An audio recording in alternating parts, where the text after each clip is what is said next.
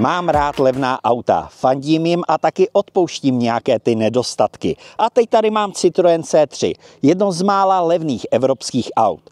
No, místy je to na něm trošičku vidět. C3 je pro francouzskou automobilku vele důležitým modelem. Za čtvrt století vyrobila už 5,6 milionů kusů.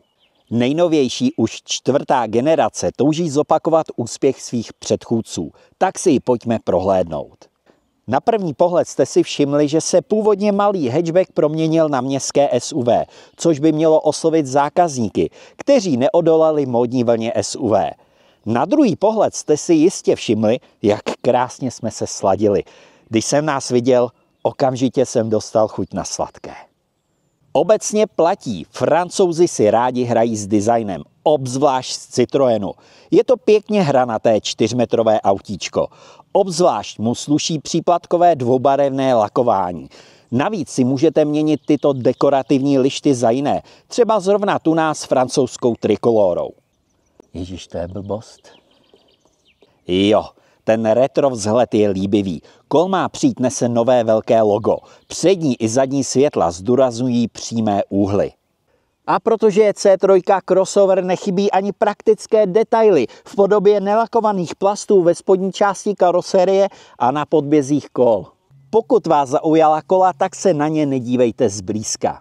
Zalitá kola se připlácí, tady jsou plecháče s poklicemi. Zprvu jsem si toho ani nevšiml.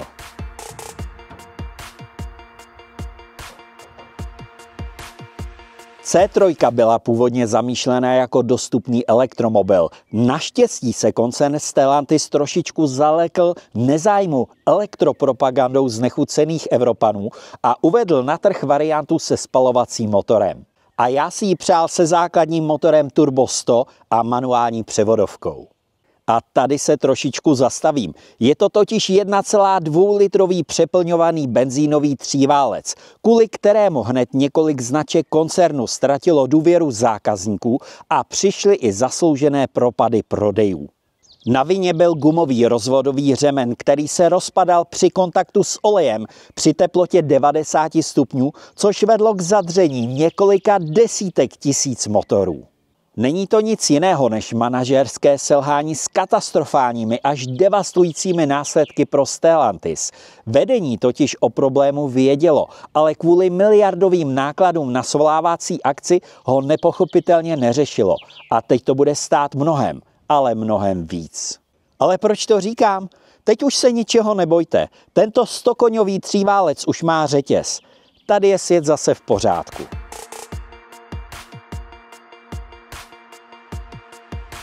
Pro zavazadla je tady kufr o objemu 310 litrů. Sklopením opěradel zadních sedadel vznikne vysoký a dost nepraktický schod. A tady na to pozor. Dělená zadní sedadla jsou k dispozici až od druhé výbavy plus. My jezdíme ve třech a u takhle malých aut máme jednu část opěradel sklopenou kvůli zavazadlům. A teď se podíváme na interiér. Hranaté tvary a rozvor 2,5 metru totiž napovídají, že uvnitř to s místem vůbec nevypadá špatně. Zpracování a výběr materiálu nejsou špatné, respektive to, co máte na očích. Když začnete hledat tak levně působící plasty, samozřejmě uvidíte, třeba tady na dveřích, ale mně se ten interiér celkově líbí, místa je tady na 4metrové auto opravdu hodně, a to i vzadu. Sedadla jsou pohodlná, posaz je vysoký.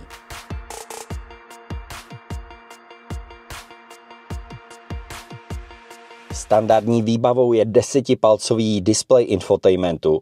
Před řidičem je přehledný širokouhlý přístrojový štít. Větší radost mám ale z fyzických ovladačů klimatizace. Tak a teď už jen nastartovat postaru klíčkem. Nalevo od volantu povypínat teroristické asistenční systémy na čtení dopravních značek a držení v jízdních pruzích a můžeme vyrazit.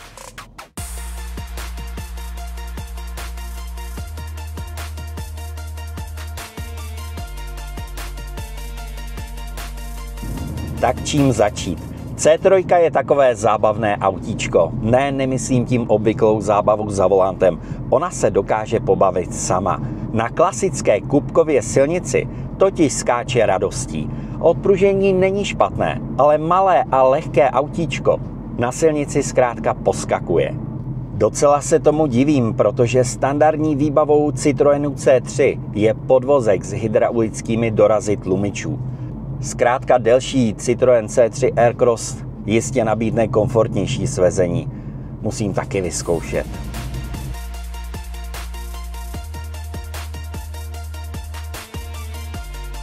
Víc jsem taky poznal zprvu pohodlná sedadla. Postrádají výraznější boční vedení, takže kdyby vás napadlo střihnout nějakou tu zatáčku, taky se vám může stát, že najednou poběžíte vedle auta. Co je tedy perfektní, to je přehledná karoserie, naprosto skvělý výhled z auta.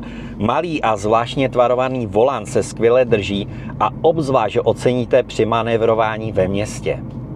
Manuální převodovka je docela příjemná a přesná, akorát tady musíte řadit podle sluchu, jak si tady není otáčkoměr. Asi stál moc peněz. A nebo na něj zapomněli? Ale jo, motor je svižný, dá se s tím prckem docela blbnout. A to za celkem příznivé spotřeby benzínu. Vydal jsem se z Prahy na Vysočinu, po dálnici, po okreskách a přes obce a průměrnou spotřebu mám do 6 litrů. Nádrž na 44 litrů benzínu mi tak bohatě bude stačit i na cestu zpět. A co dodat? Maximální rychlost 160 km za hodinu a zrychlení z 0 na 100 za 10,6 sekundy. Z čeho tedy šílím, to jsou zvuky asistentů a taky blinkerů. Připomínají mi zvuky prastaré sovětské digitální hry, jak tam ten maník chytá palačinky. Hele, já ji tady mám.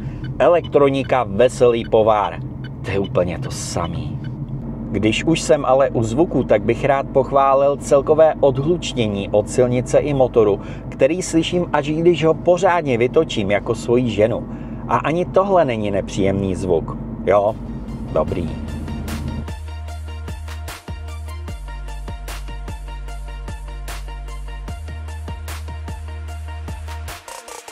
Citroen C3 je líbivé auto, kterému mezigenerační přerod na crossover rozhodně prospěl. Samozřejmě najdou se na něm nějaké mouchy, ale ve všech 3 výbavových stupních se vejde do 500 000 korun. A o tom to je. Základní cena 385 000 korun, nebo ještě méně s bonusem za váš starý vůz. Skladové vozy jsem viděl za neuvěřitelně nízké ceny. Na Evropana dost dobrý. Jen tak dál. Takhle ty Číňany pošleme zase za čínskou zeď.